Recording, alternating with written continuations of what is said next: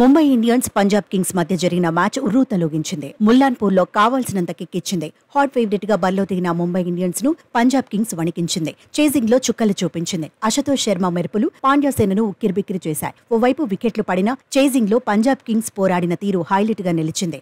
నిజానికి ముల్లాన్పూర్లో తొలుత బ్యాటింగ్ చేసిన ముంబై ఇండియన్స్ కు ఆరంభంలో షాక్ తగిలింది. ఫామ్ లో ఉన్న ఇషాన్ కిషన్ త్వరగా పెవిలియన్ చేరాడు.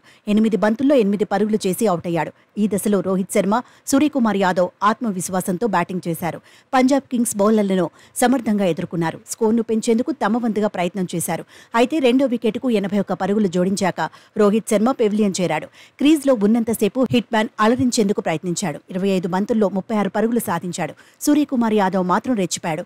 హాఫ్ సెంచరీ పూర్తి చేశాడు. మూడో వికెట్కు 49 పరుగులు జోడించాక పెవిలియన్ చేరాడు. సూర్యకుమార్ యాదవ్ 53 బంతుల్లో 78 పరుగులు సాధించాడు. ఆ తర్వాత హర్షల్ పటేల్ షేక్ చేశాడు. ముంబై ఇండియన్స్ పై ఒత్తిడి పెంచాడు. వికెట్ల వేటలో దూసుకుపాడు. దీంతో ముంబై ఇండియన్స్ 20 ఓవర్లలో 7 వికెట్లకు 192 పరుగులు సాధించింది. తిలక్ వర్మ 18 బంతుల్లో 34 పరుగులతో నాటౌట్ గా నిలిచాడు. పంజాబ్ కింగ్స్ బౌలర్లలో హర్షల్ పటేల్ 4 ఓవర్లలో 31 పరుగులు ఇచ్చి 3 వికెట్లు సొంతం చేసుకున్నాడు. రబాడా 4 ఓవర్లలో 42 పరుగులు ఇచ్చి 1 వికెట్ దక్కించుకున్నాడు. టార్గెట్ చేజ్లో పంజాబ్ కింగ్స్ తడబడింది. ఆరంభం నుంచి ఒత్తిడిలో పడిపోయింది. టాప్ 4 బ్యాటర్స్ సింగిల్ డిజిట్కే పెవిలియన్ చేరారు. భారీ అంచనాల మధ్య బరిలో దిగిన జితేష్ శర్మ కూడా ఇలా వచ్చి అలా వెళ్లిపాడు. దీంతో పంజాబ్ కింగ్స్ 77 పరుగులకే 6 వికెట్లు కోల్పోయింది. ఈ దశలో పంజాబ్ కింగ్స్ పనైపోయిందని అంతా అనుకున్నారు. 100 పరుగులు కూడా చేయడం కష్టమేనని ఫిక్స్ అయ్యారు. కానీ శశాంక్ సింగ్ ఫామ్ ను కొనసాగించాడు. అశుతోష్ శర్మ అదుర్స్ అనిపించాడు.